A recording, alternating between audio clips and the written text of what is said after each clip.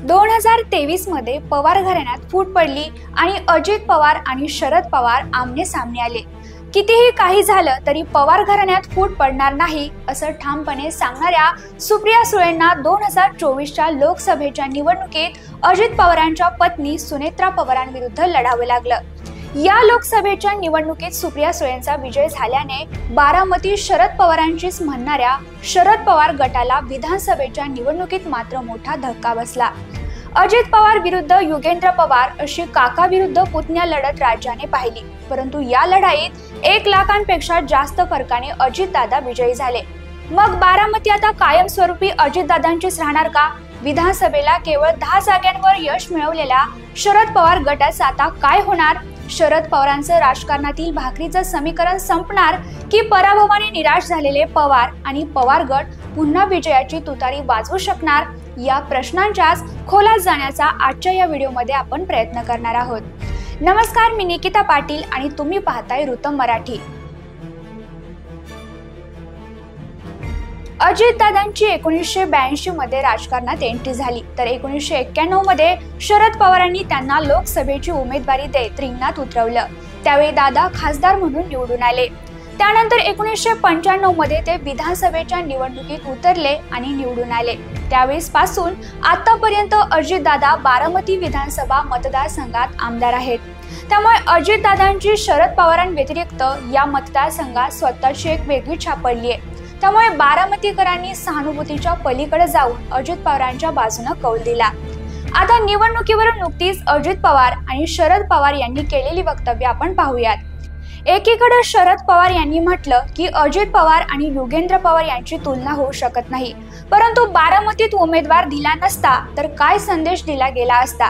तर अजित पवारांनी म्हटलंय की लोकसभेला माझी चूक झाली की मी पत्नीला उमेदवारी दिली आणि मी सांगितलं होतं की माझी चूक झाली, पण माझी चूक झाली म्हणून माझ्या विरोधात घरातलाच माणूस उभा करायचा का, असा प्रश्न त्यांनी उभा केला। आता आपण या दोन्ही पवारांच्या वक्तव्याचा बारकाईने विचार केला तर लक्षात येतं, कोणीही असो पण बारामतीत फक्त पवार घराण्याचंच वर्चस्व हवं असं कुठेतरी या दोन्ही नेत्यांना वाटत असावं।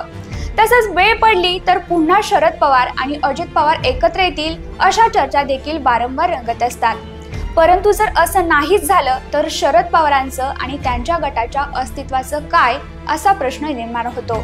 शरद पवारांचं वाढतं वय हा त्यांच्या पक्षासाठी सर्वात मोठी नाउमेदीची बाब आहे, कारण जनतेसमोर साहजिकच हा प्रश्न आहे की शरद पवार यांच्यानंतर काय।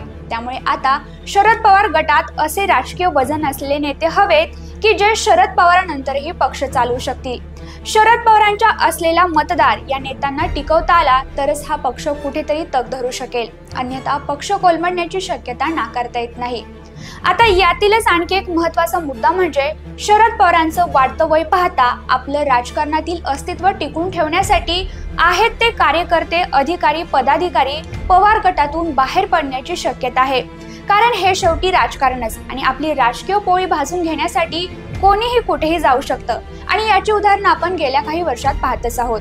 आता शरद पवार गटाकडे पवार घराण्यातील सुप्रिया सुळे आणि रोहित पवार ही दोन्ही नावं पुढे येतात। आता सुप्रिया सुळेंबद्दल बोलायचं झालं तर आपण पुरोगामी पक्ष म्हणून राष्ट्रवादी काँग्रेस शरदचंद्र पवार गट कितीही मिरवत असला तरी एक महिला नेतृत्वाला पक्षातले नेते पाठिंबा देतील का, हा पण प्रश्नच आहे। आणि रोहित पवारांबद्दल बोलायचं जर झालं तर त्यांची ही कर्जत जामखेडमधून विधानसभा निवडणूक लढवण्याची दुसरी वेळ होती आणि ते यावेळी फक्त 1242 मतांनी निवडून आले। त्यामुळे ते काठावर पास झालं असं म्हणायला देखील काही हरकत नाही। तसेच त्यांचा राजकारणातला तसा फारसा अनुभवही नाही, त्यामुळे पवार गटातील लोक त्यांच्या पाठीशी उभे राहतील का हे आता सांगणं तसं कठीणच आहे।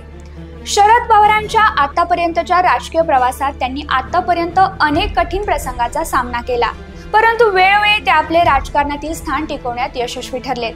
परंतु आता राजकीय समीकरणं बदलली आहेत। म्हातारं म्हणतंय तिकडे चांगलं होतंय या अति आत्मविश्वासात राहून चालणार नाही, कारण या निवडणुकीसाठी त्यांना या वयात इतक्या सभा घेऊन सुद्धा त्यांच्या पदरी अपयश पडलं। अगदी पावसात सभा घेऊनही काही फरक पडला नाही। तसंच शरद पवारांच्या राष्ट्रवादीच्या स्थापनेपासून ते आतापर्यंत पाहिलं तर सुरुवातीच्या काळात शरद पवारांचा राज्यात खूप प्रभाव होता, पण त्याच्या राजकीय खेळीनुसार हळूहळू त्यांचा हा प्रभाव कमी होत चाललेला दिसतो। त्यामुळे आता नव्याने प्रारंभ करणं हे त्यांच्यासाठी सर्वच दृष्ट्या कठीण असल्याचं आपल्याला दिसतंय। तुम्हाला काय वाटतं, काय असेल शरद पवार गटाचं भवितव्य? सत्तेत गेलेल्या अजित पवारांशी जुळवून घेत शरद पवार पुन्हा सत्तेत जातील का? तुम्हाला काय वाटतं? तुमचं उत्तर कमेंट मध्ये कळवा आणि अशाच राजकीय विश्लेषणासाठी पाहत राहा ऋतम मराठी।